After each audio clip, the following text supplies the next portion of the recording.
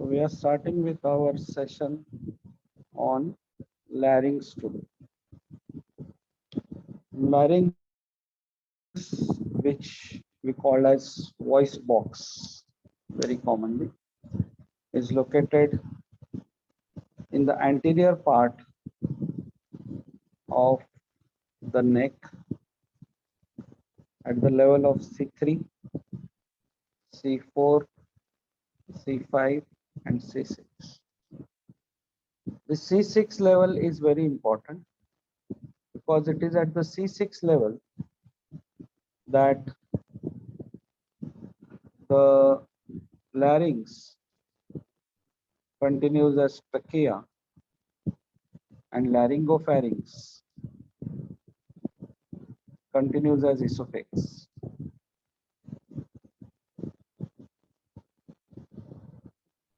This larynx is made up of cartilages. These cartilages forms joints. Then there are membranes. There are some ligaments also. And there are muscles, many small muscles. So let us study one by one the various components of larynx, and starting with the cartilages of the larynx. Cartilages of the larynx can be classified in two ways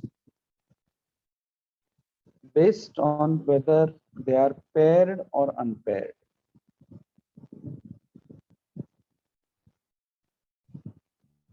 Whether they are paired or whether they are unpaired, whether they are hyaline or whether they are elastic. The unpaired ones are the thyroid cartilage, the cricoid cartilage, the epiglottis is unpaired. Paired ones are arytenoid, corniculate, uniform. Okay. These two are hyaline, these two are elastic. This is also elastic. This is hyaline HNE, hyaline as well as elastic. So amongst the hyaline cartilage are thyroid, cricoid, and arytenoid base. Amongst the elastic are arytenoid apex. So base is hyaline, apex is elastic. Corniculate and cuneiform. Okay. Arytenoid base and arytenoid apex. Base is hyaline and this is elastic, and also elastic is the epiglottic cartilage. Okay. Now let us study these cartilages one by one. The thyroid cartilage is made up of two laminae. I'm just drawing one lamina here. So one lamina is seen like this. These two laminae like this are joined to each other at the thyroid angle. So when we look from the front, this is the thyroid notch. This is the superior cornu. This is the inferior cornu. So the thyroid cartilage looks like a shield. And here, this is the line along with the two laminae. This is one lamina and this is another lamina. The two laminae join with each other. At males, this forms 90 degrees. Therefore, 90 degrees. Therefore, it is responsible for this Adam's apple. In females, it is 120 degrees, and therefore there is no Adam's apple cell in the neck of the females. These two laminae, they are joined to each other along this anterior border. This is superior cornu, inferior, and there is an oblique line on the thyroid cartilage. oblique line of the thyroid cartilage. Thyroid gland extends, the lobes of the thyroid glands extend superiorly up to the oblique line, up to the oblique line. So this is about the thyroid cartilage. The cricoid cartilage, when I'm drawing a side view, again like thyroid, the cricoid cartilage side view, it's like a ring. So it has an arch and a lamina. When I look from the posterior side, I just see the lamina. When I see them from the posterior side, and anteriorly there will be a ring like this. Anteriorly there will be a ring like this. When I look from the side, I see the lamina like this, and there is an arch. So now I am showing you thyroid and cricoid together. The cricoid is like this. The cricoid is like this. And here is the thyrocricoid joint, cricothyroid joint. And the axis of this joint is exactly where my pen is, and that is the axis is transverse. And along this axis, this is the cricoid, it moves like this and like this. The epiglottic cartilage is attached along the posterior part of the thyroid cartilage. Okay, so interior of the thyroid, not the posterior. On the inner side, the epiglottis takes place. So thyroid, the epiglottis is attached, and to the cricoid, on the top of the cricoid is arytenoid. The top of the cricoid is arytenoid, and attached to this arytenoid is the vocal cord. Is the vocal cord. Okay, so vocal cord goes like this. Here is a fold called as aryepiglottic fold. And in this aryepiglottic fold, we see the corniculate and the cuneiform cartilages. So this is thyroid, this is cricoid, this is arytenoid, this is epiglottis, and aryepiglottic fold, there is corniculate and cuneiform cartilages. Now imagine this cricothyroid joint. The vocal cord is being attached here to the arytenoid. So when it goes behind like this, the vocal cord will get tensed. When it becomes like this, the vocal cord will relax. Arytenoid cartilage has a base and an apex. But when we see the transverse section, when we see a transverse section with this being anterior, this being posterior, okay, and this being lateral, the arytenoid shows two processes. This is called as vocal process. So you can see the vocal process here. Vocal process to which the vocal cord is attached. And this is the muscular process to which the muscles are attached. Vocal process and muscular process. Okay. Vocal process, muscular process. Vocal process to which vocal cords are attached, and muscular process to which the muscles are attached. So muscular process will be seen here. Muscular process will be seen. Okay.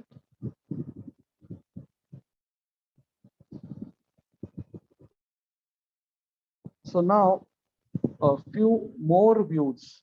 Now this, if I have to show in a different view, I just show thyroid cartilage like this. I show anterior part of the cricoid like this, posterior part of the cricoid lamina like this. I show the epiglottis like this. I show the arytenoid like this, vocal process. And here is the, we said it has membranes. So this membrane is called as the quadrate membrane of the larynx. The upper part of this membrane of the larynx is the airy epiglottic fold.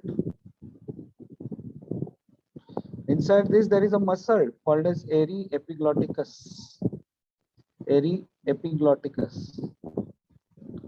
What will this area epiglotticus muscle do? It will pull the epiglottis down and close the inlet of the larynx. So this membrane is quadrate membrane. Its upper border is called as area epiglottic fold. Its lower border is called as vestibular fold. So this is the vestibular fold. So lower down here is another membrane called as conus elasticus. Conus elasticus. Okay. Conus elasticus. So these are all attached to the walls of the larynx. The cavity in between the quadrate membrane on this side and quadrate membrane of the other side is called as vestibule of the larynx. Vestibule of the larynx.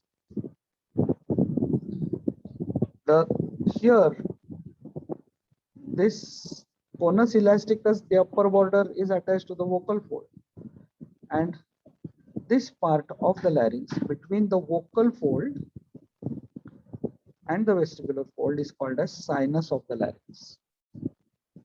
Sinus of the larynx. And this lower part of the larynx is called as infraglottic part. I'll repeat again. This is the upper membrane. There are two membranes in the larynx. This is the quadrate membrane. Upper part of the quadrate membrane is called as area epiglottic fold. Lower part is called as vestibular fold.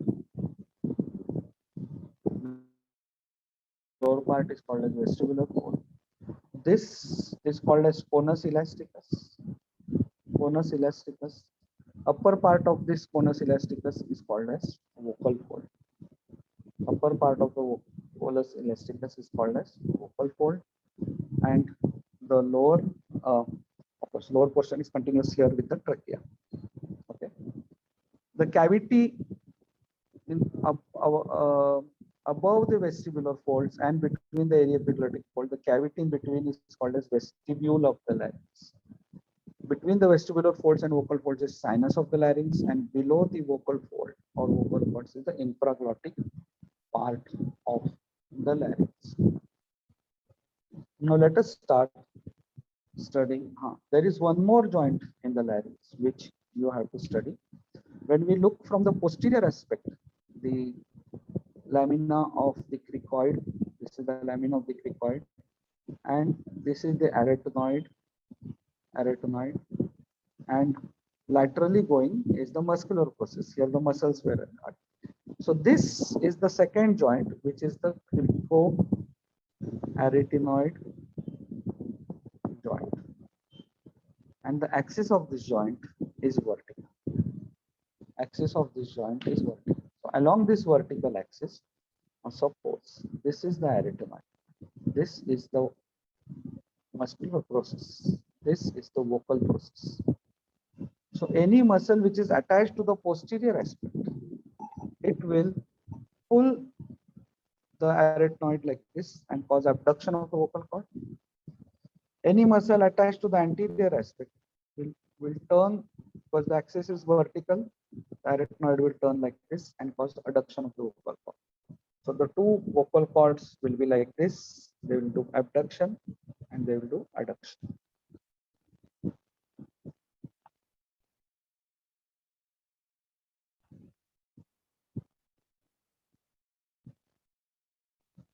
Now let us start studying the muscles of the larynx. Okay, I'll try and draw all the muscles of the larynx on one page. Okay, so the first muscle, cricothyroid.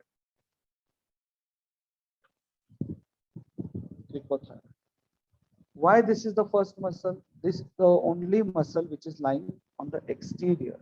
All muscles are intrinsic. There are extrinsic muscles also. Any muscle which is attached to the thyroid cartilage is counted as an extrinsic muscle. Okay. So the muscles running between thyroid and hyoid, these are extrinsic muscles. They move the larynx altogether. But what we are talking right now is the intrinsic muscles of the larynx. And the first among that is cricothyroid. So this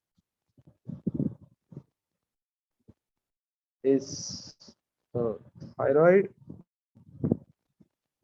This is the cricoid, and here is the arytenoid, and this is the vocal cord.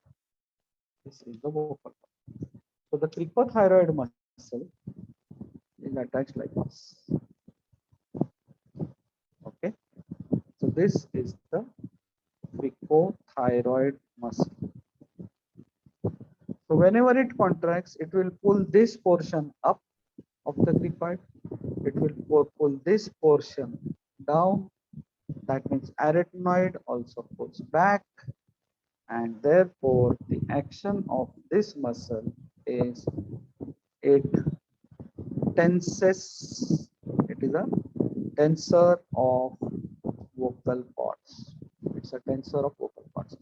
Okay, so this is the muscular process, vocal process to which vocal cord is attached. So this muscle acts on the cricothyroid joint. It contracts, pulls the anterior end of the cricoid like this. The posterior end goes behind, and along with the lamina, the arytenoid also goes behind. When the arytenoid goes behind, the vocal cords get stretched. So it's a tensor of the vocal cord. It is very much needed for the pitch of the voice. Pitch of the voice, the muscle responsible for pitch of the voice, muscle responsible for timbre of the voice. If we lose the pitch of the voice, then what happens is whenever we try singing and then we lose our voice like this, that means we lost the pitch. Now, the second muscle which I'm going to talk about is muscle number 2. So again, thyroid, okay, cricoid, and here is the epiglottis, right? And here is the arytenoid, and here is the vocal cord. So there is a muscle. There is a muscle which is running like this, running like this. Thyroarytenoid. Thyroarytenoid. Thyroarytenoid. So this muscle was stretching the vocal cord. Well, this muscle will bring the arytenoid closer to the thyroid, and this muscle relaxes the vocal cord. The thyroarytenoid muscle relaxes the vocal cord because it runs between thyroid and arytenoid. Vocal cord also runs between thyroid and arytenoid. So anything which brings them together will relax the vocal cord. Okay. Now I'll talk about muscle number 3.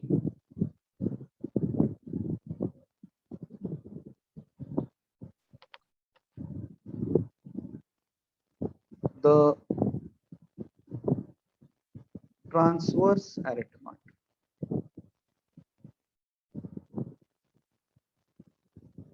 Okay. Now you are looking from the back.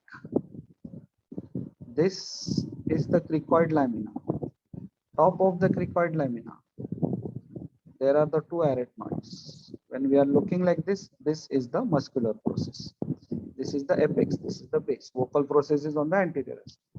So transverse arytenoid is a muscle which runs like this. It's the unpaired muscle of the body. Unpaired muscle of the body.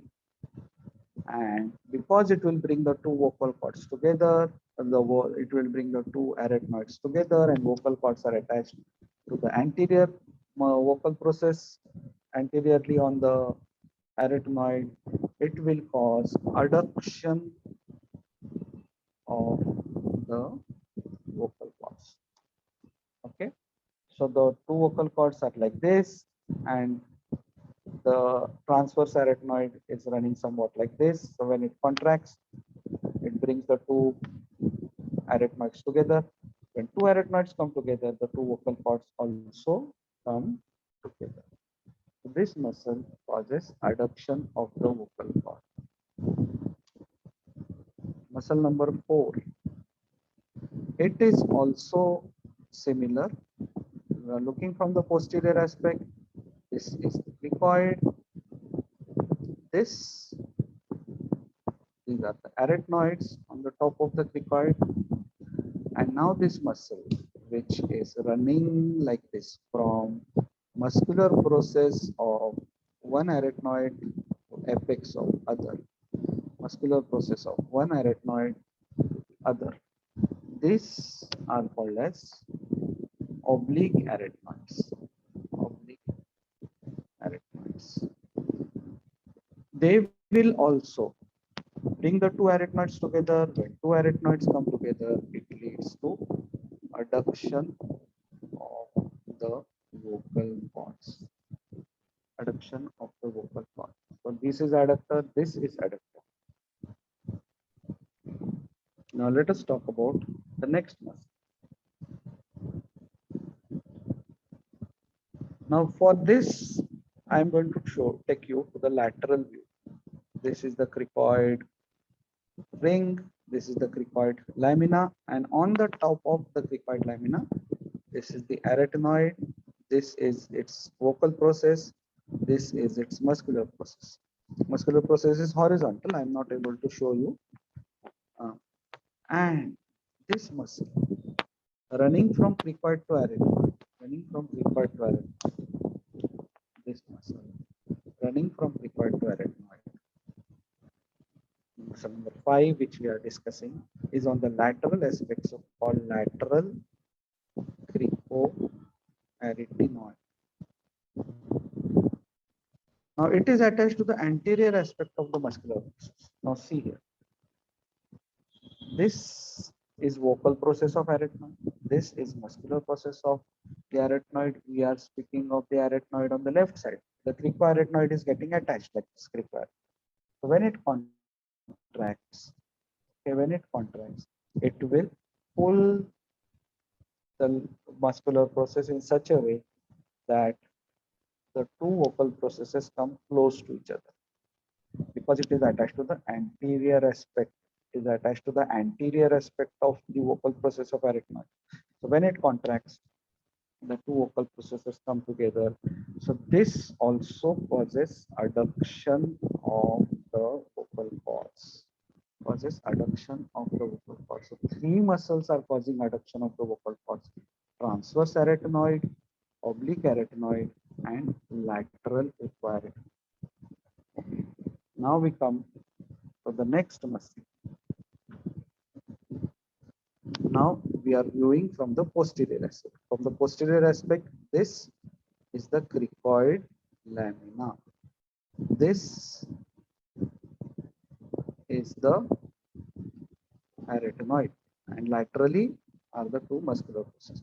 So the muscle I am talking about now runs actually like this. Runs actually like this. Is running. This muscle was running on the anterior aspect, coming from the anterior aspect of the cricoid and going to arytenoid. This is on the posterior aspect of the cricoid and going to arytenoid, and therefore this muscle is called as posterior cricoarytenoid. Posterior cricoarytenoid muscle. This posterior cricoarytenoid muscle, now imagine, it is attached on the posterior aspect. It is attached on the posterior aspect of the cricoid and is attached to the posterior aspect of the muscular process of the arytenoid. So when this muscle will contract, it will pull the muscular process like this, and vocal process will go like this, causing abduction of the vocal processes. That means if I have to show the action, if I have to show the action of the, I have to show the action of the two posterior cricoarytenoid muscles, the action will be like this because they are attached to the posterior aspect. So when they contract, they will cause abduction of the vocal cord. Abduction of the vocal cord. Okay. So this muscle causes abduction of the only muscle, only abductor. And when it gets paralyzed, the vocal cords will go into adduction position, and then breathing will become difficult. And this is the reason this is called as the safety muscle of larynx. Safety muscle of larynx. This is your MCQ. Okay. Either it can be asked as which muscle is causes abduction of the vocal cord, which muscle is called as safety muscle of the larynx.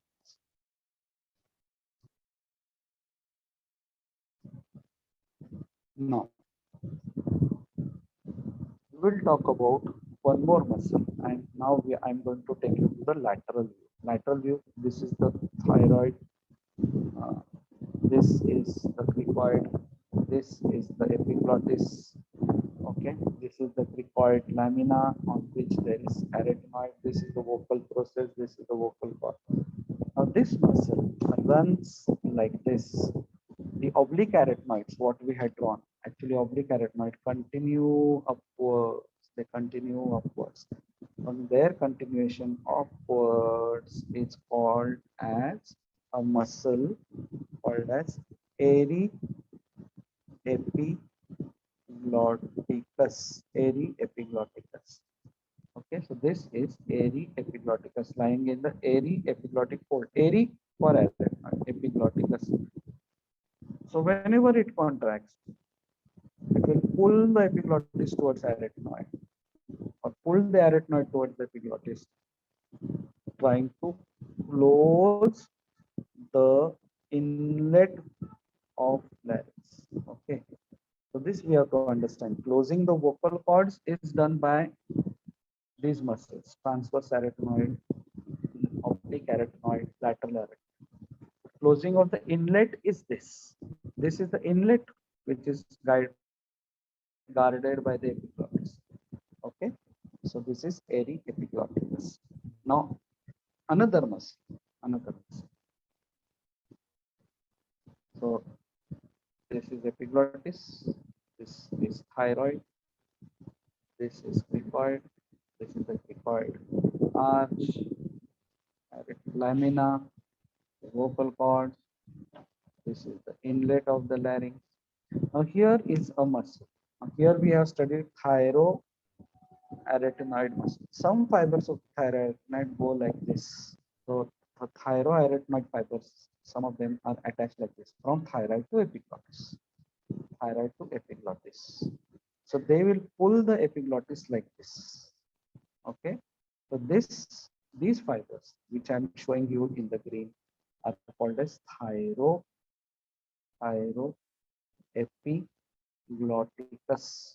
Thyroepiglotticus. They will open the inlet of larynx. They open the inlet of larynx. Okay. So total 8 muscles. I have told you. Cricothyroid causing action like this. Okay, taking tensor of the vocal cord. Thyroarytenoid relaxing the vocal cord. Transverse arytenoid, oblique arytenoid, lateral cricoarytenoid causing adduction of the vocal cords. Abduction of the vocal cord caused by posterior cricoarytenoid. Airy epiglotticus closing the inlet of the larynx, and thyroepiglotticus opening the inlet of the larynx. Now coming to the ninth muscle. So total there are 9 muscles. Ninth muscle has some different action.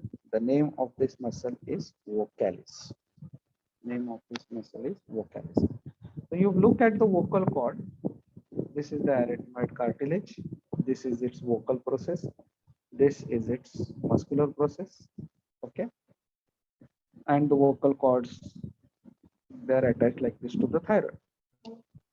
So this vocalis is attached somewhere here, like this to the vocal cord, and therefore it has a name vocalis. So what it will do is, it will relax the posterior part of the vocal cord. It will pull The vocal cords like this, relax the posterior part and tense the anterior portion. Will tense the anterior portion and relax the posterior portion. So the vocal cords have two parts. This part is the cartilaginous part, and this part is the membranous part. In normal breathing, so this component is called as the positions of the vocal cord. What happens in normal breathing? Normal breathing, the posterior part is quadrangular and anterior part is triangular. That is, the intercartilaginous part is quadrangular and intermembranous part is triangular. So this is normal. So what happens during talking? During talking, the entire vocal cords they come close to each other. The membranous part as well as the cartilaginous part. So there is adduction of the vocal cord. Therefore, because of repeated talking, we feel a strain. We feel a strain. Now this is during talking. Now what happens during whispering? During whispering, the intercartilaginous part, it stays close to each other, doesn't allow any air to pass. And intercartilaginous part is like this. Okay, it is triangular. Intercartilaginous part is triangular. Okay, so this is what happens during whispering. Now, so normal breathing, posterior part is quadrangular, anterior part is triangular. Talking, the whole cartilaginous and membranous part they come close to each other. Whispering, the posterior part becomes triangular, anterior part is very close to each other. That is, the cartilaginous part is triangular, membranous part is very close to each other. Now, what happens in heavy breathing? In heavy breathing, the membranous part becomes triangular, and even the cartilaginous part becomes triangular. So this happens when we climb a staircase and come. Okay, so the whole larynx becomes a diamond shape. So anterior part is triangular and the cartilaginous part as well as the membranous part both become triangular in heavy breathing. So these are the positions of the vocal cord. Positions of the vocal cord, what we spoke about. The arterial supply of the larynx comes from superior laryngeal artery, very easy to remember. It is a branch of the superior thyroid artery, and inferior laryngeal artery, which is a branch of inferior thyroid artery. Okay. Venous drainage is similarly by the laryngeal veins. The nerve supply. When we talk about the nerve supply of the larynx, we have to talk about the motor nerve supply and the sensory nerve supply. All the muscles of the larynx are supplied by recurrent laryngeal nerve. Recurrent laryngeal nerve, except the cricothyroid. Except the cricothyroid, which is cricothyroid on the external aspect, and it is supplied by the external laryngeal nerve, which is a branch. The superior laryngeal nerve, superior laryngeal divides into external laryngeal and internal laryngeal. Internal laryngeal is sensory, external laryngeal is motor to the cricothyroid muscle. Now, when we talk about the sensory supply of the larynx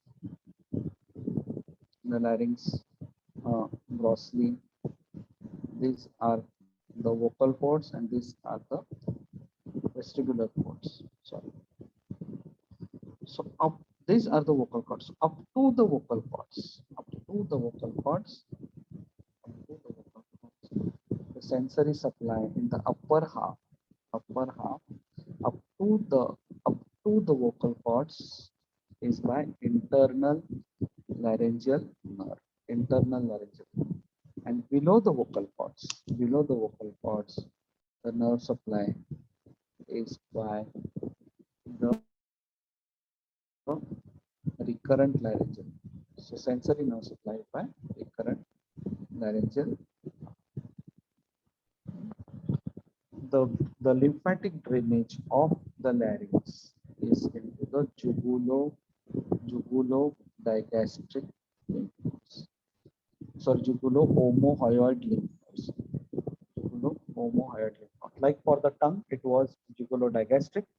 For the larynx, it is the jugulo-omohyoid lymph node, which are the part of the deep cervical lymph nodes.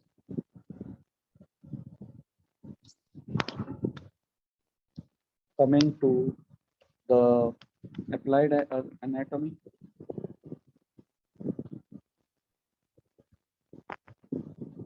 congenital anomalies. That's where we start writing the applied anatomy. So that is the congenital laryngeal web. So there is a laryngeal web which is there, which disappears in the fetal life, but if it persists, there is a congenital laryngeal web, and the child on birth will have difficulty in breathing. Examination of the larynx. Next is investigation. Examination of the larynx is called as laryngoscopy. It is done by two ways. Indirect, we hold the tongue, put a mirror inside and try to watch it. It is done in the OPD, and direct is done with the help of the laryngoscope in the operation theater. Medical issues, laryngitis. Laryngitis is the inflammation of larynx. Whenever we go on picnics, we do play Antakshari and sing all day, strain our voice. Whenever there is this college festivals, strain our voice. So we are not able to speak the next day because there is inflammation of the larynx which settles down. Okay, surgical laryngectomy, then vocal nodes, singer's nodes, teacher's nodes. Okay, these are the swellings on the this is the vocal cord. There is a swelling on the vocal cord, and this is due to abuse of voice. You cannot say abuse of voice, but teachers, that is their duty. They keep on teaching, keep on talking. Singers, so, and traffic policemen keep on shouting. And then lastly, the cancer of larynx. Okay. So with that, we complete our topic on the larynx.